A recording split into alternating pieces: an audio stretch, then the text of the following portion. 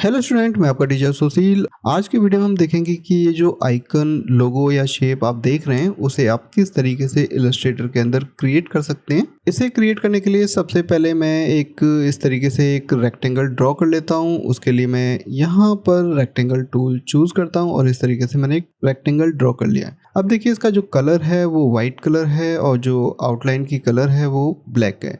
इसे आप यहाँ पर भी देख सकते हैं। अपीयरेंस के अंदर आपको फिल कलर, जो भी सेलेक्टेड शेप होती है उसका फिल कलर और आउटलाइन, जो भी प्रॉपर्टीज़ होती हैं वो यहाँ पर आपको देखने को मिल जाती हैं।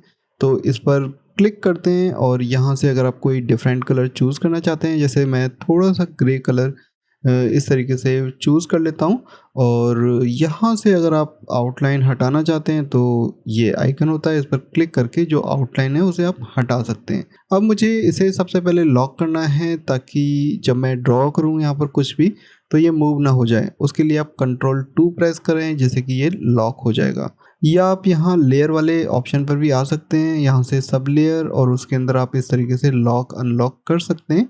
अगर ये अनलॉक है तो आप इसे इस तरीके से मूव कर सकते हैं, और अगर ये लॉक है तो फिर ये मूव नहीं होगी। आपको इस लेयर को लॉक नहीं करना है, वो जो सब लेयर होती है उसको लॉक करना है। तो ये आपको ध्यान रखना है। उसके बाद हम वापस प्रॉपर्टीज़ पैनल पर आते हैं और यहाँ पर सबसे पहले हम देखते हैं कि ये जो शेप आप देख रहे हैं वो किस तरीके से ड्रॉ कर सकते हैं। अब देखिए, इसे ड्रॉ करने के लिए आप सर्कल टूल ले सकते हैं, पेन टूल चूज़ कर सकते हैं, लेकिन मैं यहाँ पर इलिप्टिकल ये जो टूल है ये शिफ्ट के साथ इस तरीके से ड्रॉ कर लेता हूँ। तो एक शेप ड्रॉ हो गई है और इसमें जो कलर फिल हुआ है वो यही ग्रे कलर हुआ है। मैं आईड्रॉपर टूल चूज़ करता हूँ और इस तरीके से कलर को पिक कर लेता हूँ। कलर पिक करने के बाद ऑल्ट के साथ इसकी आप एक डुप्लीकेट कॉपी क्रिएट कर लें। ये कॉपी क्रिएट हो गई है। मुझे लगता है कि इसका जो कलर है वो मैं आउटलाइन में शिफ्ट कर देता हूँ ताकि आप बेटर समझ सकें। तो देखिए, यहाँ पर काफ़ी हद तक सिमिलर इस तरीके की ये शेप आ गई है। जो इंटरसेक्ट वाली शेप है वो थोड़ा सा और लेफ्ट राइट करके अगर आप इसका स्पेस कम या ज़्यादा करना चाहते हैं वो कर सकते हैं। उसके बाद इन दोनों शेप को सेलेक्ट करना है। उसके बाद यहाँ पर पाथ फाइंडर के ऑप्शंस आपको देखने को मिल जाएंगे। अगर आपने सिंगल शेप सेलेक्ट की होगी तो ये ऑप्शन नहीं आते हैं। यहाँ पर कुछ डॉट दी हुई हैं, उसके अंदर आपको यहाँ सेकंड रो भी देखने को मिल जाती है जिसके अंदर फर्स्ट ऑप्शन है डिवाइड। तो इस पर आपको क्लिक करना है। अब ये जो शेप होती है, जहाँ पर भी इंटरसेक्ट लाइंस होती हैं वहाँ से ये 3 पार्ट में डिवाइड हो जाएगी। पाथ फाइंडर से डिवाइड ऑप्शन अप्लाई करने के बाद यहाँ पर आप देखेंगे कि ये ग्रुप के अंदर आ गया है और यहाँ पर आपको अनग्रुप का ऑप्शन देखने को मिल जाएगा। उस पर क्लिक करें, एक बार आउटसाइड क्लिक करें जिससे सब कुछ डीसेलेक्ट हो जाए। उसके बाद आप देखेंगे कि ये जो सेपरेट इस तरीके से सेलेक्ट हो रही हैं सारी शेप्स, तो इनको आप इस तरीके से सेलेक्ट करें और डिलीट कर दें। आपके पास जो इंटरसेक्ट वाला एरिया है वो बच जाएगा, जो कि आपकी ये जो फ्लावर की पेटल है उस तरीके की ये शेप है। अब मैं इसे सेलेक्ट करता हूँ और इस आइकन पर क्लिक करके इसका जो कलर है आउटलाइन से फिल में स्वैप कर देता हूँ। उसके बाद अगर आपको इसके कॉर्नर्स थोड़े से राउंड करने हैं, उसके लिए आप ये जो सेकंड टूल है, डायरेक्ट सिलेक्शन टूल, इस पर आ सकते हैं और उसके बाद आप इन नोड्स को सेलेक्ट करेंगे। यहाँ पर आपको एक नॉट या व्हील टाइप से आइकन दिखाई देगा। इस पर क्लिक एंड ड्रैग करके आप कॉर्नर्स को इस तरीके से राउंड कर सकते हैं। मैंने हल्के हल्के से राउंड इस तरीके से कर लिए हैं। तो ये बन गई एक पेटल। अब हमें क्या करना है, यहाँ पर हमें इसे रोटेट करना है। अगर आप इन पेटल्स को काउंट करें तो यहाँ टोटल 8 कॉपीज़ क्रिएट की हुई हैं और जो कि इस सेंटर एक्सिस के अराउंड है। तो सबसे पहले हमें यहाँ पर इसे इस तरीके से कॉर्नर में प्लेस करना है और जब आप इसे रोटेट करेंगे तो देखिए कहाँ से रोटेट हो रही है, ये अपने सेंटर से रोटेट हो रही है। तो ये इस तरीके से रोटेट नहीं होनी चाहिए। सबसे पहले हमें इसकी जो सेंटर एक्सिस है, सेंटर पिन है, उसकी पोजीशन चेंज करनी है। उसकी पोजीशन चेंज करने के लिए आपको यहाँ से रोटेट टूल चूज़ करना है। उससे पहले मैं यहाँ पर गाइड क्रिएट कर लेता हूँ और Ctrl+R प्रेस करेंगे तो ये रूलर आपको देखने को मिल जाएगा। इसके सेंटर में आपको क्लिक करना है और इस तरीके से ड्रैग करेंगे तो एक गाइड क्रिएट हो जाती है। और मैं इसको सबसे पहले इस ऑब्जेक्ट को आप सेलेक्ट कर लें जो शेप बनाई है, ताकि ये इस तरीके से स्नैप करे सेंटर में। ये सेंटर में आ गई है। उसके बाद हमें रोटेट टूल चूज़ करना है और इसकी जो सेंटर पिन आपको अब देखने को मिल जाएगी। ऑल्ट के साथ इसे आपको अपनी शेप से थोड़ा सा बाहर, बहुत ज़्यादा इतना नहीं तो सर्कल बहुत बड़ा बन जाएगा, थोड़ा सा बाहर हमें यहाँ पर ऑल्ट के साथ क्लिक करना है और अब देखेंगे कि ये पिन की पोजीशन अब चेंज हो गई है और यहाँ पर एंगल और कॉपी करने के बटन आपको देखने को मिल जाएंगे। तो यहाँ पर आप टाइप कर सकते हैं जो मैथ का फॉर्मूला होता है 360 और divided by number of copies. तो यहाँ पर मुझे 8 कॉपीज़ चाहिए। उसके बाद मैं कॉपी बटन पर क्लिक करूँगा तो एक कॉपी क्रिएट हो गई है जैसे कि यहाँ पर है। अब जैसे कि हमारी शेप थोड़ी सी ज़्यादा उसकी विड्थ है तो यहाँ पर गैप कम आ रहा है, कोई दिक्कत नहीं है। अब हमें इसी पैटर्न को आगे रिपीट करना है सेम एंगल पर। तो उसके लिए हम कीबोर्ड शॉर्टकट यूज़ करेंगे Ctrl+D। जैसे कि जो लास्ट कमांड आप यूज़ करेंगे वो रिपीट हो जाएगी। तो मैं इस तरीके से Ctrl+D प्रेस करते हुए इसे रोटेट कर लेता हूँ और कॉपी कर लेता हूँ। उसके बाद आप ये जो गाइड आ रही है इसे चाहे तो इस तरीके से विंडो सिलेक्शन से सेलेक्ट करें, डिलीट कर सकते हैं। और ये जो शेप हैं ये सारी अलग अलग हैं, इनकी कोई आउटलाइन नहीं है तो आपको ये इस तरीके से दिखाई दे रही हैं। अगर आप इसकी कोई आउटलाइन क्रिएट कर दें तो आपको देखिए इसका रिजल्ट कुछ ऐसा देखने को मिलेगा। तो हमें ऐसा नहीं चाहिए तो इस स्ट्रोक पर क्लिक करते हैं नो स्ट्रोक वाले कलर पर और ये हट जाएंगी। और इसे आप यहाँ व्यू आउटलाइन में जाकर इस तरीके से आउटलाइन मोड में भी देख सकते हैं। और वापस आने के लिए आपको यहाँ प्रीव्यू पर क्लिक करना पड़ेगा। अब अगर आप इन सारी शेप्स को मर्ज करना चाहते हैं, सिंगल शेप बनाना चाहते हैं, तो पाथफाइंडर में फर्स्ट ऑप्शन आपको देखने को मिलेगा यूनाइट। इस पर क्लिक करेंगे तो जो सारी शेप हैं वो यूनाइट होकर सिंगल शेप में कन्वर्ट हो जाएंगी। तो ये भी काफ़ी अच्छी टेक्निक है। और अगर आप ये नहीं करना चाहते हैं तो Ctrl+G प्रेस कर सकते हैं जिससे कि ये ग्रुप के अंदर आ जाएंगी। अब हमें यहाँ पर स्टार ड्रॉ करना है और स्टार ड्रॉ करने के लिए आपको यहाँ पर स्टार टूल देखने को मिलेगा। बाय डिफ़ॉल्ट जो स्टार क्रिएट होता है वो 5 पॉइंट वाला होता है, लेकिन हमारा जो स्टार है उसके अंदर टोटल 8 पॉइंट हैं। तो स्टार टूल लेने के बाद आपको स्क्रीन पर एक बार क्लिक करना है। यहाँ पर आपको रेडियस 1, रेडियस 2 देखने को मिलेंगी। वो हम क्लिक एंड ड्रैग करके इंक्रीज या डिक्रीज कर लेंगे। यहाँ पर आपको पॉइंट की वैल्यू इंक्रीज करनी है। अगर यहाँ पर 5 आ रहा है तो उसको आप 8 कर लें, उसके बाद ओके करें, एक स्टार क्रिएट हो जाएगा। सबसे पहले मैं यहाँ पर सिलेक्शन टूल पर स्विच हो जाता हूँ और उसके बाद इसका कलर भी हम चेंज करते हैं। उसके लिए आईड्रॉपर टूल और ये जो वाइट कलर है ये हम पिक कर लेते हैं।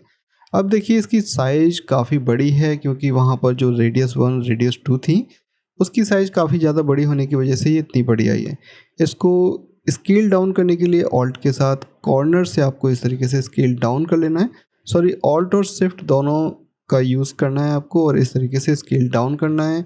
अब हमें इसके सेंटर में से प्लेस करना है। अगर आप ऐसे प्लेस करेंगे तो कई बार ये बिल्कुल परफेक्ट पोजीशन पर नहीं आएगा।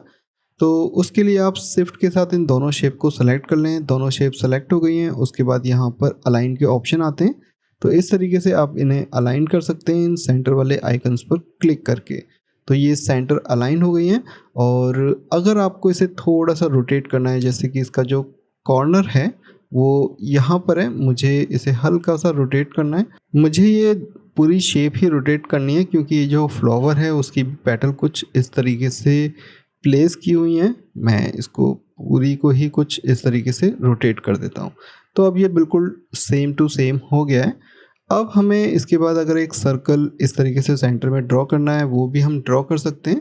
तो यहाँ से मैं एलिप्टिकल टूल चूज़ करता हूँ और शिफ्ट के साथ क्लिक एंड ड्रैग और यहाँ से मैं ये कलर पिक कर लेता हूँ। सिलेक्शन टूल पर आते हैं और उसके बाद शिफ्ट के साथ और एक बार और इस पर क्लिक करूँगा जिससे कि ये थिक लाइन आ जाएगी, मतलब कि ये की ऑब्जेक्ट बन जाएगा और ये अपनी प्लेसमेंट चेंज नहीं करेगा। तो इस तरीके से आप की ऑब्जेक्ट बनाकर इसे सेंटर अलाइन कर सकते हैं। इसी तरीके से हमें यहाँ पर ये जो पेटल्स हैं वो भी क्रिएट कर लेनी है और चाहे तो आप इसकी कॉपी भी बनाकर रख सकते थे, लेकिन हमें ये दोबारा क्रिएट करनी पड़ेंगी। तो मैं यहाँ पर क्रिएट कर लेता हूँ। शिफ्ट के साथ मैंने एक सर्कल ड्रॉ किया। उसके बाद मैं इसी की एक डुप्लीकेट कॉपी बनाऊँगा और इसको आउटलाइन में शिफ्ट करके करीबन देखिए कुछ इस तरीके से है। उसके बाद पाथफाइंडर और यहाँ से मैं डिवाइड पर क्लिक करता हूँ, डिवाइड हो गई है। उसके बाद बाहर क्लिक करेंगे और इसको अनग्रुप कर लेंगे। तो ये ऑप्शन आपको राइट क्लिक पर भी देखने को मिल जाएगा या यहाँ पर भी ऑप्शन आता है। तो इस तरीके से मैं डिलीट कर देता हूँ। और इसका जो कॉर्नर है देखिए, जैसे कि ये कॉर्नर है काफ़ी स्मूथ है, तो मैं इसे डायरेक्ट सिलेक्शन टूल का यूज़ करके इस तरीके से राउंड कर लेता हूँ। तो देखिए दोनों कॉर्नर राउंड हो रहे हैं, तो मुझे विंडो सिलेक्शन से केवल इसी को सेलेक्ट करना है और इसे थोड़ा सा राउंड कर लेना है और इसे मैं थोड़ा सा पतला भी कर देता हूँ, करीबन इस तरीके से। अब ये बिल्कुल सही शेप में आ गया है। उसके बाद इसके कलर जो हैं वो भी हम स्वैप कर देते हैं और ये अब देखिए इसको मैं थोड़ा सा रोटेट करता हूँ कुछ इस तरीके से। ऑल्ट के साथ इसकी एक कॉपी क्रिएट करते हैं और यहाँ पर आपको एक मिरर करने का ऑप्शन मिलेगा। इससे आप इस तरीके से मिरर भी कर सकते हैं। उसके बाद आप इसे यहाँ प्लेस करते हैं। सबसे पहले मैं रोटेट टूल चूज़ करता हूँ और ऑल्ट के साथ यहाँ क्लिक करता हूँ, जिससे कि केवल ये अपनी एक्सिस से इस तरीके से रोटेट हो। मुझे लगता है कि ये जो एंगल है ये बिल्कुल ठीक है। ओके करते हैं और इसे मैं एक बार डिलीट करता हूँ। डिलीट करके इसकी एक बार डुप्लीकेट कॉपी बनाते हैं और दोबारा मिरर कर देते हैं और दोनों को इस तरीके से जॉइन कर देते हैं कॉर्नर से। थोड़ा सा आप जूम करके करें तो ये सही हो जाएगा इस तरीके से। और इसको मैं यूनाइट कर देता हूँ और यहाँ पर एक सर्कल ड्रॉ कर लेते हैं। सर्कल ड्रॉ करने के लिए सर्कल टूल, इलिप्स टूल और यहाँ से आई ड्रॉपर। इसके बाद इन दोनों को सिलेक्ट करेंगे, सेंटर अलाइन कर देंगे। सेंटर अलाइन करने के बाद अगर आप इसे यूनाइट कर देते हैं तो अलग अलग कलर फिल नहीं कर पाएंगे, तो इन्हें आप कंट्रोल जी से ग्रुप कर सकते हैं या यहाँ पर भी ऑप्शन आ रहा होता है तो वहाँ से भी आप कर सकते हैं। अब इसे मैं यहाँ पर प्लेस करूँगा इसके एकदम सेंटर में। तो सारी शेप्स को भी आप सेलेक्ट कर सकते हैं। उसके बाद इसे सेंटर अलाइन कर सकते हैं तो ज़्यादा बेटर रहेगा। थोड़ा सा हम इसे अंदर लेके आते हैं और इसकी साइज़ अगर आपको लगता है कि थोड़ी बड़ी है तो आप ऑल्ट और शिफ्ट दोनों का यूज़ करके थोड़ा सा छोटा भी कर सकते हैं। तो ये कुछ इस तरीके से हो गई। अब हमें रोटेट टूल का यूज़ करके इसकी 8 कॉपीज़ क्रिएट करनी है, जैसे कि हमने इन पेटल्स की थी। तो इसके लिए हम रोटेट टूल चूज़ करते हैं, ऑल्ट के साथ हमें सेंटर में क्लिक करना है। तो ऑल्ट और जब इस तरीके से सेंटर लिखा आ जाए उसके बाद आप क्लिक करें तो ये इस तरीके से आ जाएगा। यहाँ पर नंबर ऑफ़ कॉपीज़ आपको टाइप करनी है। तो पहले 360 डिवाइड बाई 8, तो इस तरीके से टाइप करते हैं। उसके बाद कॉपी पर क्लिक करते हैं तो देखिए कॉपी क्रिएट हो गई है।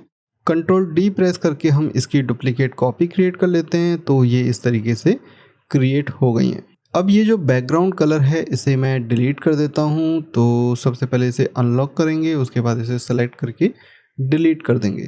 तो इस तरीके से ये देखिए शेप क्रिएट हो गई है। अब चाहें तो आप इसे कंट्रोल जी से ग्रुप कर सकते हैं या ये ऑप्शन आपको यहाँ पर भी देखने को मिल जाएगा, तो ग्रुप। इस तरीके से हमने इलस्ट्रेटर का यूज़ करके ये जो सिंपल सी डिज़ाइन है वो क्रिएट कर लिए। अब आपको इस डिज़ाइन का किस तरीके से यूज़ करना है वो आपके ऊपर है। अगर आपने एक फ्लाई डिज़ाइन किया है उसका जो ब्लैंक एरिया होता है उसे डेकोरेट करने के लिए अगर आप ये यूज़ करना चाहते हैं वहाँ यूज़ कर सकते हैं। पैटर्न क्रिएट कर सकते हैं, ऐसे लोगो इसका यूज़ कर सकते हैं। तो टोटल बात ये है कि इसके मल्टीपल ऑप्शंस हैं, आप इसका काफ़ी डिफरेंट टाइप से यूज़ कर सकते हैं। आई होप आपको आज की क्लास पसंद आई होगी। इसी तरीके के वीडियोस देखने के लिए आप हमारे चैनल को सब्सक्राइब करें, वीडियो को लाइक करें और दोस्तों के साथ शेयर करें। अब हम मिलेंगे किसी और क्लास में, तब तक के लिए बाय बाय।